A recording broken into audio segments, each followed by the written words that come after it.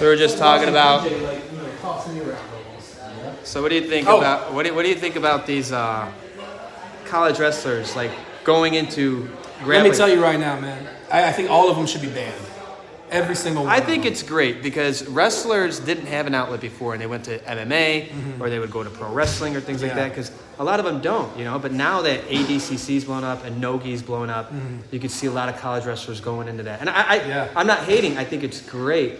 But that's why you gotta know the leg game. But exactly, you gotta be comfortable with leg locks. So a lot of and guillotines. Guillotines, yeah. So a lot of wrestlers are going to be looking out for that. That's one thing that wrestling. If you're going to transition from college wrestling into Jiu Jitsu, you got to learn the leg game. The guard, the biggest thing. Learn passing somebody's guard. You know, you got to learn how to work off your back. But that's the thing, though. A lot of college wrestlers. You even get to the top position. But the thing is, a lot of college wrestlers are not going to want to pull guard. They're not going to want to work off their back.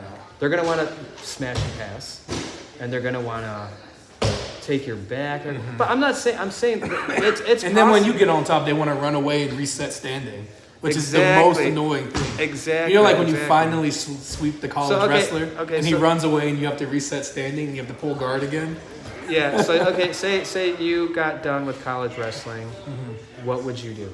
Like, what would you do from there? Like, okay, what would you say? Okay, because obviously you can't get taken down as much. You can't get taken down. Nobody's gonna really take you down and pass your guard, especially. So you're working on the offense mode. So what would you do? Like what would you recommend for them to do?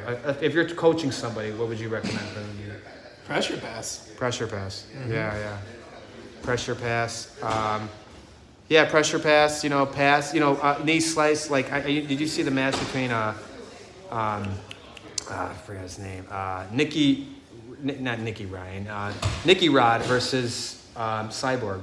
How he was just knee slicing, and nearly took his back, and almost, you know what I mean? Like, it's just a lot of pressure. I think wrestlers are going to do in tournaments, but they have to watch out for the leg game.